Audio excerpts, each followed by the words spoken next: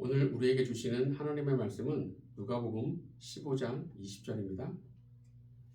이에 일어나서 아버지께로 돌아가니라. 아직도 거리가 먼데 아버지가 그를 보고 측은히 여겨 달려가 목을 안고 입을 맞추니. 아멘. 오늘은 우리를 향한 하나님의 마음, 우리를 향한 하나님의 마음이라는 제목으로 말씀을 증거하도록 하겠습니다. 아프리카 케냐에서 아이들에게 태권도를 가르치는 선교사님이 있었어요. 한 번은 그 태권도 격파 시범을 사람들에게 선보이게 되었습니다. 나무 송판을 격파하는 시범인데 한 아이가 유독 겁에 질린 표정으로 서 있었어요. 그래서 선교사님은 그 아이에게 다가가 속삭였습니다. 걱정하지 말고 일단 해봐. 아프지 않을 거야. 사실 선교사님은 시범 전날 밤 살짝만 건드려도 부서질 수 있도록 미리 송판에 칼집을 내두었습니다. 그러나 아이는 겁먹은 표정으로 송판만 쳐다볼 뿐이었어요. 결국 아이는 제대로 해보지도 못하고 돌아섰습니다. 갈라진 송판 앞에서 두려워하던 이 아이의 모습이 우리의 모습과 닮아 있습니다. 우리는 현실이라는 벽 앞에 서서 나 혼자 모든 것을 감당해야 한다는 생각에 지칠 때가 있어요. 그러나 우리 앞에 놓인 현실은 이미 하나님께서 손써 놓은 송판과 같습니다. 가나안 땅을 정탐한 정탐꾼 10명의 보고로 이스라엘 백성들은 큰 혼란에 빠졌습니다. 가나안 사람들을 이긴다는 것은 현실적으로 불가능하다고 보았기 때문입니다. 그러나 하나님께서는 이미 가나안 사람들을 갈라진 송판으로 만들어 놓으셨습니다. 이스라엘 백성들이 하나님을 믿고 부딪히면 부서지도록 준비해 놓으셨는데 이스라엘 백성은 그저 두려워하기만 했다라는 거예요. 반대로 여리고성에서의 이스라엘 백성은 달랐습니다. 여리고성은 현실적으로 도저히 어찌할 수 없는 높고 견고한 성이었어요. 그러나 하나님께서 그렇게 높고 견고한 여리고성도 갈라진 송판으로 준비해 놓으셨습니다.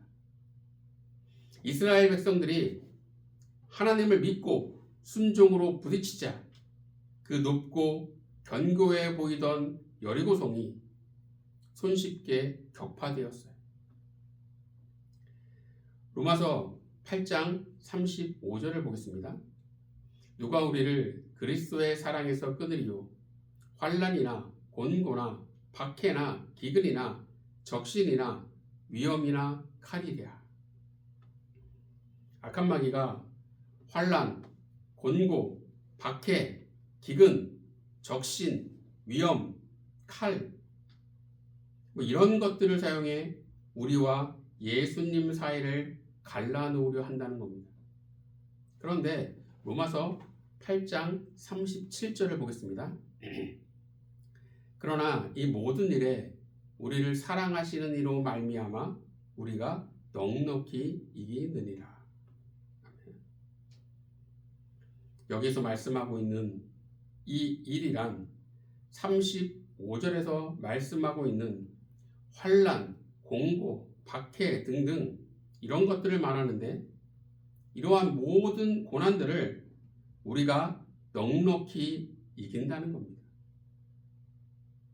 그런데 이것은 우리의 힘과 능력으로 이기는 것이 아니에요. 우리를 사랑하시는 이로 말미암아 즉 하나님께서 이미 승리를 준비해 놓으셨기 때문에 넉넉히 이길 수 있는 겁니다.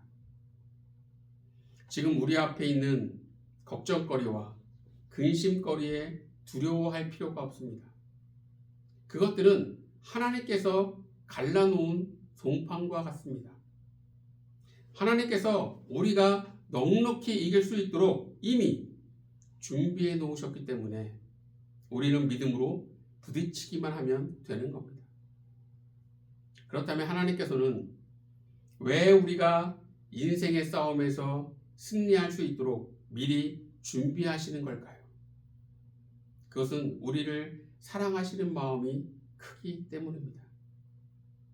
그럼 구체적으로 우리에게 어떤 마음을 갖고 계시기에 우리를 위해 이런 준비를 하시는 걸까요? 첫째로는 하나님은 우리에게 평안을 주시길 원하신다는 겁니다. 어느 목사님이 6살 아이를 입양했어요. 목사님은 아이가 너무나 사랑스러웠습니다. 그런데 가끔 목사님의 마음이 아플 때가 있는데 아이가 아빠인 목사님의 눈치를 본다는 겁니다. 입양된 아이의 마음에는 혹시라도 아빠의 마음을 상하게 하지는 않을까 하는 두려움이 있었다라는 거예요. 그래서 불안한 마음으로 눈치를 보게 되는 겁니다. 그러나 아버지인 목사님은 아이가 불안해하고 불편해하며 눈치를 보는 게 아니라 가정 안에서 평안하고 행복을 누리길 원한다는 거죠. 그런데 우리에게도 입양된 이 아이와 같은 모습이 있다는 겁니다. 우리 역시 하나님의 은혜로 하나님의 자녀가 된 자들입니다.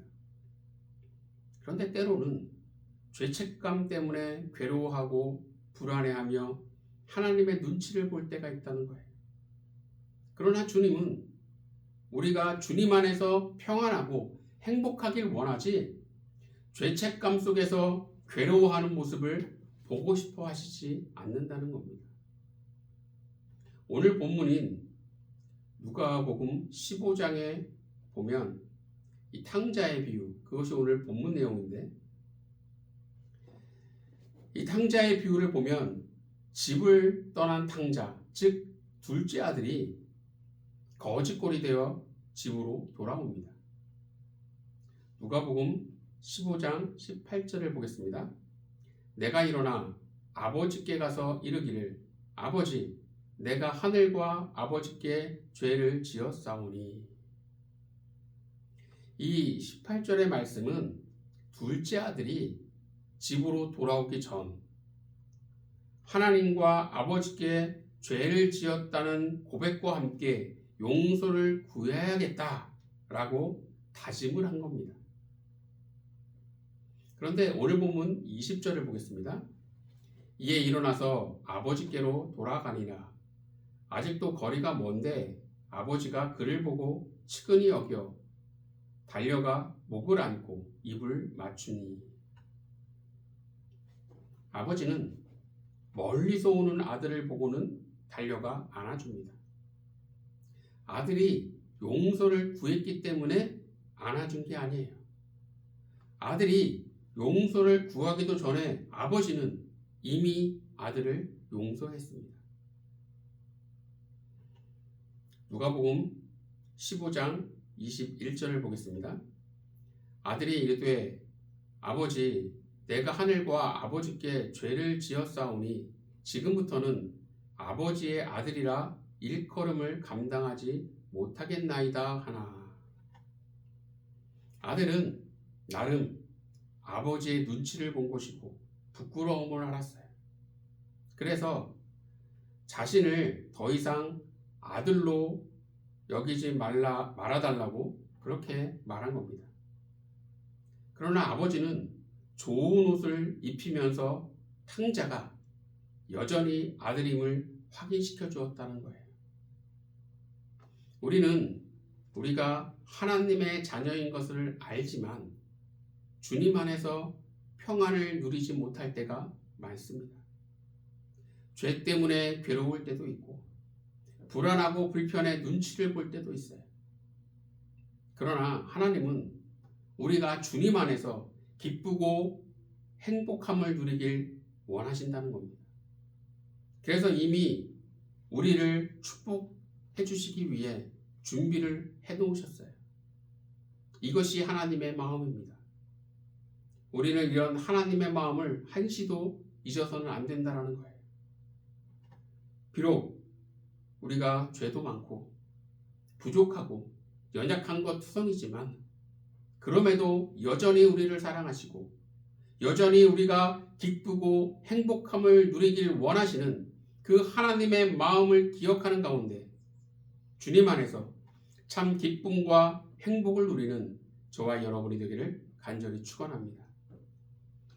두 번째로 하나님은 우리에게 어떤 마음을 갖고 계시냐면 하나님은 우리를 사랑하시고 기뻐하신다는 겁니다. 최상훈이라는 목사님이 계십니다.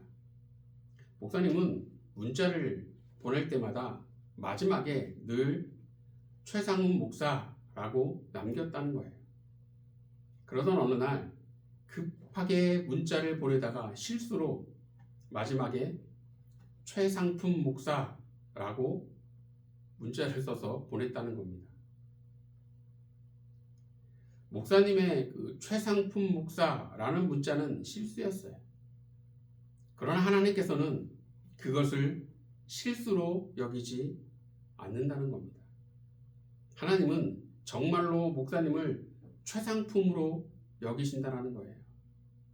목사라서 최상품인 것은 아닙니다. 학력이 좋아서 최상품도 아니고 성실하고 착하고 믿음이 좋아서 최상품인 것도 아닙니다. 하나님께서 사랑하시기 때문에 최상품이 되는 겁니다. 마태복음 3장 17절을 보겠습니다. 하늘로부터 소리가 있어 말씀하시되 이는 내 사랑하는 아들이요 내 기뻐하는 자라 하시니라. 예수님께서 세례를 받으실 때 하늘에서 음성이 들렸어요. 이는 내 사랑하는 아들이요 내 기뻐하는 자라. 하나님께서 예수님을 사랑하는 아들이라고 선포하신 겁니다. 그런데 이 말씀은, 이 선포는 우리를 향한 선포이기도 합니다. 우리를 향해서도 이는 내 사랑하는 자녀요 내 기뻐하는 자라 라고 선포하신 거예요. 그러나 우리는 내가 하나님의 사랑을 받는 자녀요, 하나님께서 기뻐하시는 자녀라는 생각을 잘 하지 못한다는 겁니다. 사사기 6장 13절을 함께 봅니다. 기드온이 그에게 대답하되 오 나의 주여 여호와께서 우리와 함께 계시면 어찌하여 이 모든 일이 우리에게 일어났나이까? 또 우리 조상들이 일찍이 우리에게 이르기를 여호와께서 우리를 애굽에서 올라오게 하신 것이 아니냐 한 그 모든 이적이 어디 있나이까?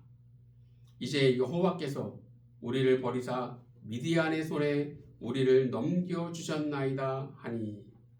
아멘. 기드온은 하나님께서 우리와 함께 계시면 어찌하여 이 모든 일이 우리에게 일어났나이까? 라고 말합니다. 이것은 미디안 족속으로부터 핍박받는 현실에 대한 불만이에요. 또한 기드온은 하나님께서 우리를 버리셨다며 섭섭한 마음을 표현했습니다. 그런데 만약 하나님께서 이스라엘 백성이 우상을 섬긴 것에 대해서 말씀을 하신다면 하나님의 마음이 얼마나 아프실지, 그 마음의 그 아픔의 크기를 헤아릴 수 없을 정도라는 것이죠.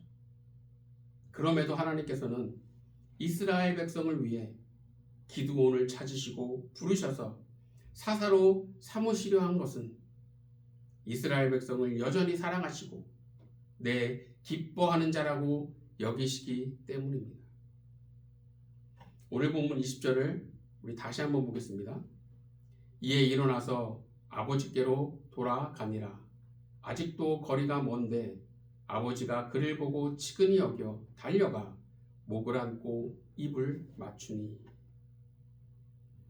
아버지는 멀리서 집을 향해 걸어오는 아들을 보았어요.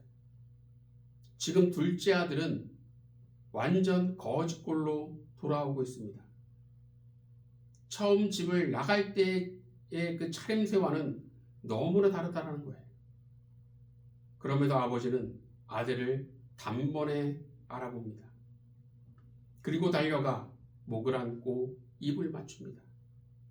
이 행동 속에는 이는 내 사랑하는 아들이요 내 기뻐하는 자라 라고 하는 아버지의 마음이 담겨 있다는 거예요. 이런 말이 있습니다. 부모의 사랑은 조건이 아니라 존재 자체를 품는 사랑이다. 자녀가 어떤 조건을 충족시켜야만 부모가 사랑하는 게 아니라 자녀 자체를 사랑하신다는 거예요. 그런데 이런 부모의 마음이 바로 우리를 향한 하나님의 마음입니다. 이것을 가장 잘 보여주는 것이 바로 십자가예요. 우리를 사랑하시는 마음이 얼마나 큰지를 십자가의 사랑으로 보여주셨습니다. 우리가 하나님께서 원하시는 그 어떤 조건을 충족시켜야 하나님의 사랑을 받는 게 아닙니다. 우리가 믿음이 약해 하나님의 마음을 아프게 할 때가 있어도 우리를 향한 하나님의 마음은 변함이 없습니다. 그럼 구체적으로 하나님은 우리를 향해 어떤 마음을 갖고 계실까요? 첫째는 하나님은 우리에게 평안을 주시길 원하십니다. 둘째는 하나님은 우리를 사랑하시고 기뻐하십니다. 바라기는 우리를 향한 하나님의 이러한 마음을 잊지 않는 가운데 우리에게 가장 좋은 것을 주시기 위해 준비하시는 그 하나님의 사랑을 잊지 않는 저와 여러분이 되기를 간절히 축원합니다. 기도하겠습니다.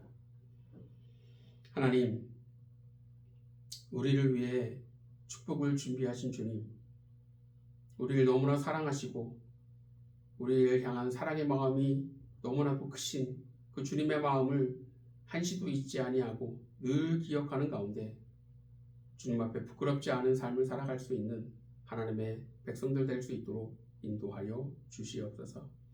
모든 것 주님을 의지하고 바라보며 예수님 이름으로 기도드리옵나이다.